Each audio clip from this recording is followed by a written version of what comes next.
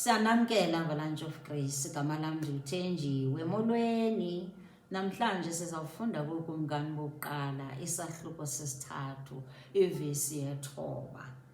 Mnike umkhonzi wakho inhliziyo evayo yokubalawula abantu bakho, ahlule phakathi kokulungileyo nokungendawo, ngokuba ngubani na onako ukubalawula abantu bakho abangaka.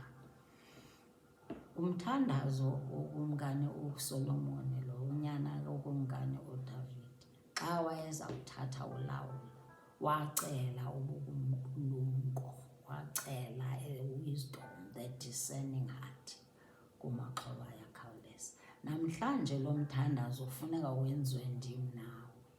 Ixesha esiphila kulo, siphila kwi-end times, siphila kwiintsuku zokugqibela, kufuneka sibe empowered, sikwazi ukuba nje sikwazi ukuhlukanisa. The discerning spirit kukuhlukanise phakathi kokulungileyo nokungendawo, sikwazi ukubona ukuba nje yeyiphi inyani, yeyiphi into engeyonyani, bobuphi nobuxoki, sibe empowered.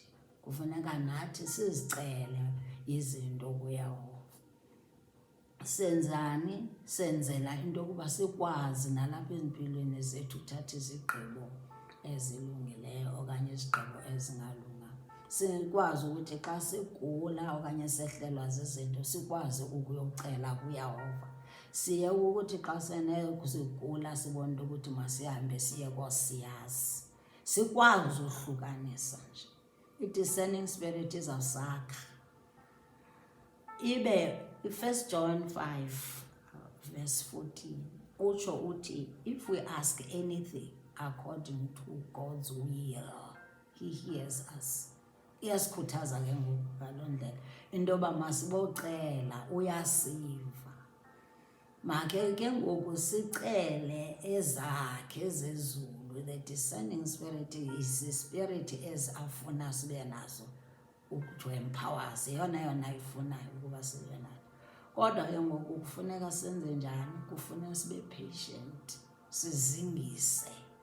Singamane sithi hayi kudala ndiyicela le discerning spirit akade andinike ukuqonda, akade ndidide nangoku ndiphinde ndenze imistake. Udala ndiyicela i-discerning spirit ayisoze udinwa, masingadinwa, masibe persistent. Awusoze udinwa kaloku. Iintsuku zokugqibela ngoku, we need to be patient. Sicele into yoba siyicelile, uyasiva, uzawusenzela. Nakwincwadi kaMateyu 7 iyasikhuthaza nayo. Ithi celani nophiwa, qonkqozani nawuvulelwa. Masiyifunde. Ithi celani nophiwa, funani nofumana, nkqonkqozani novulela. Ayithi kuba, ivesi 2, kuba wonke umntu ocelayo uyazuza, nalowo ufunayo uyafumana, nalowo unkqonkqozayo uyavulelwa. Siyakhuthazeka namhlanje. Sicele, masicele ngelizwi lakhe, ingabi into ephuma ezinhliziyweni zethu, not in our own understanding. Masicele ngelizwi lakhe, according to his will. His will is his word. Siyacela namhlanje into yokuthi nje nawe uYehova makasiphe sikwazi uhlukanisa phakathi kokulungileyo nokungalunganga, sikwazi ukuhlukanisa phakathi kokungendawo nokulungileyo. Okungendawo, umoya lowana ongendawo masikwazi ukubona, singakhohliswa. Asisafuna ukukhohliswa ngoku, nathi sesifuna ukuzicelela izinto, ukwenzela into yokuthi senze njani, singabe sikhomba abantu, sibe sizonda abantu.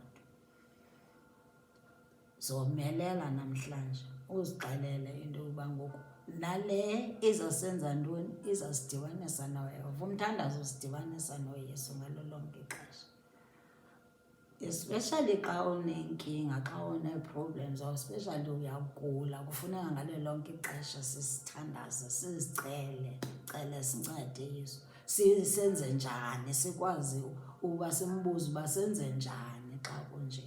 sibe nala strong relationship noJesus. Enkosi kakhulu. God bless you as you pray for discerning spirit. We need to be patient. Singadinwa, masingadinwa, khuthazeka. God loves you.